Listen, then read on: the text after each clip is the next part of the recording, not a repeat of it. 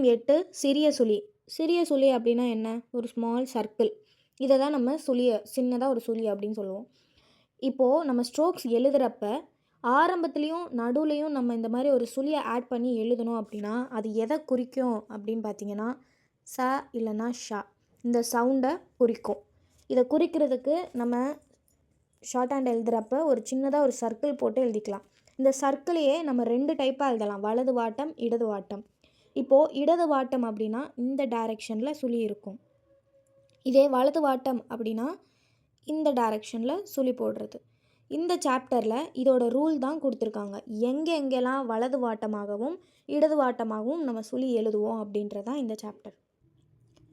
First point நீங்கள் நல்லா ஞாபகம் வச்சுக்கிறது, ஆரம்பத்துலேயும் நடுவுலையும் மட்டும் ஒரு சிறிய சுழி போட்டோம் அப்படின்னா அது சா இல்லைன்னா ஷாவை குறிக்கும். இதை ஞாபகம் வச்சுக்கோங்க. ஆரம்பத்துலேயும் நடுவுலையும் சா சுழி வந்து அது வளைவு கோடுகளாக இருந்துச்சு அப்படின்னா உட்புறமாக சுழி சேர்த்து எழுதப்படும். நல்லா ஞாபகம் வச்சுக்கோங்க, உட்புறமாக. நெக்ஸ்ட்டு அது கோணங்களாக இருந்துச்சு அப்படின்னா வெளிப்புறமாக சுழி சேர்த்து எழுதப்படும். இதே கோணங்களும் இல்லாத ஒரு நேர்கோடாக இருந்துச்சு அப்படின்னா இடது வாட்டமாக எழுதப்படும். இதுதான் பாயிண்ட், இதுதான் கீ பாயிண்ட்டு, ரொம்ப இம்பார்ட்டண்ட். இதை நீங்கள் நல்லா ஞாபகம் வச்சுக்கிறணும்.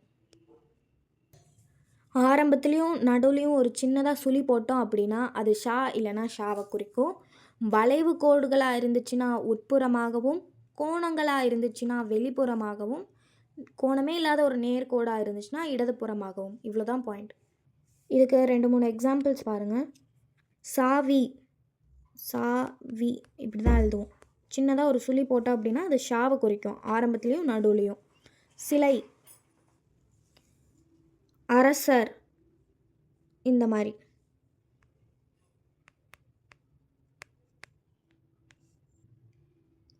சரி, அப்போது ஆரம்பத்தில் ஏதாவது உயிர்குறி இல்லைன்னா ஆரம்ப உயிர்குறிகள் ஏதாவது வந்துச்சு அப்படின்னா நம்ம சுழி போட்டுக்கலாமா அப்படின்னு பார்த்தீங்கன்னா போட்டுக்கலாம்.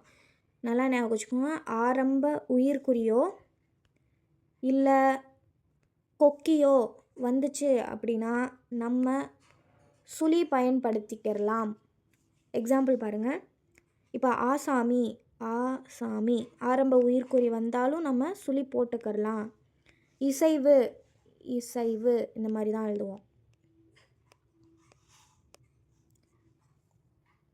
இப்போ கொக்கி வந்துச்சு அப்படின்னா இப்போ செழிப்பு, செழிப்பு இந்த மாதிரி எழுதிக்கலாம்.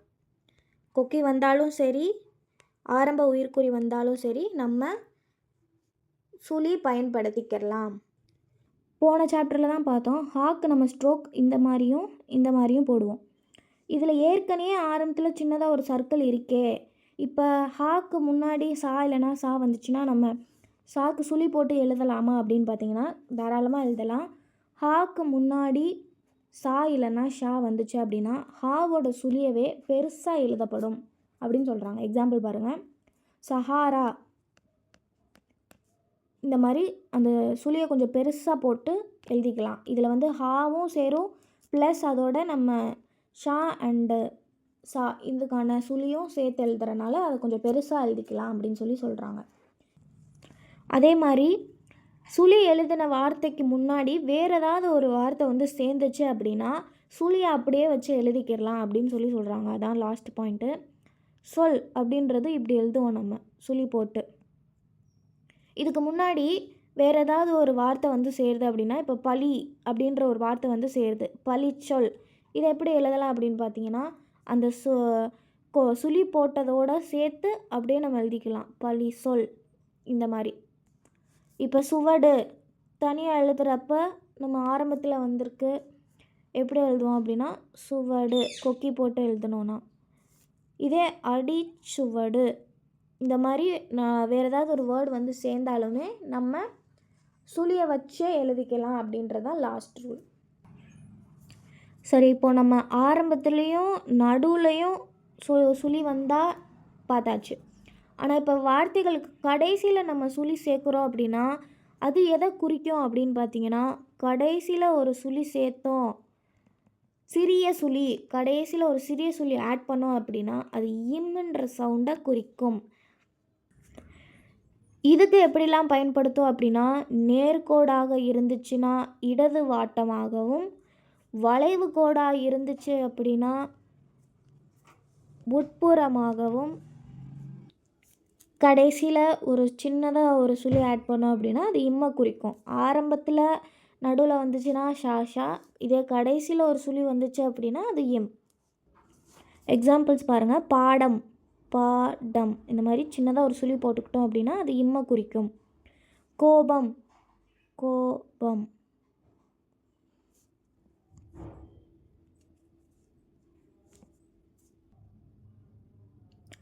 இதை நல்லா ஞாபகம் வச்சுக்கோங்க. எப்பயுமே ஒரு ஸ்ட்ரோக் கடைசியில் உயிரொலியோடு முடிஞ்சிச்சு அப்படின்னா அந்த உயிரொலி காட்டுறதுக்கு அதுக்கு முன்னாடி இருக்கக்கூடிய ஸ்ட்ரோக் எப்பயுமே ஃபுல் ஸ்ட்ரோக்காக தான் இருக்கணும்.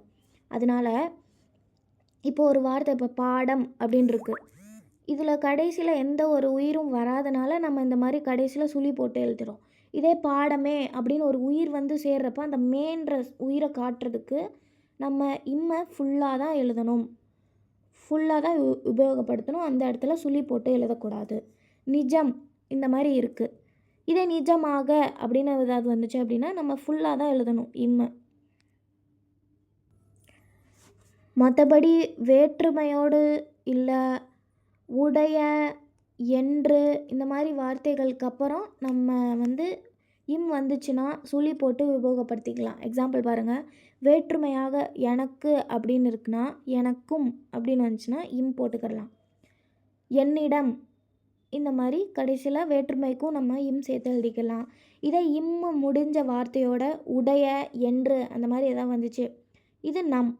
இதே நம்முடைய அப்படின்னு வந்துச்சுன்னா இந்த மாதிரி அந்த உடையன்ற ஸ்ட்ரோக்கையும் நம்ம சேர்த்து அட்டாச் பண்ணி எழுதிக்கலாம்.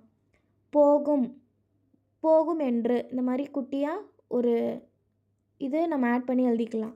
இப்போ ஆரம்பிக்கும் போதும் சால் ஆரம்பிக்குது, முடிகிறப்பையும் இம்மில் முடியுது அப்படின்னா ரெண்டு இடத்துலையும் நம்ம சுழி பயன்படுத்திக்கலாமானா பயன்படுத்திக்கலாம். எக்ஸாம்பிள் பாருங்கள். செல்வம் இப்படி இருக்கா, ஸ்டார்டிங்கில் சா சவுண்ட்லேயும் ஆரம்பிக்குது, முடிகிறப்பையும் இம்மில் ஆரம்பிக்குது. அப்போ ஸ்டார்டிங்கில் போடக்கூடிய சுழியும் இம்மில் போடுற சுழியும் போட்டு இந்த மாதிரி செல்வம் இப்படி நம்ம எழுதிக்கலாம்.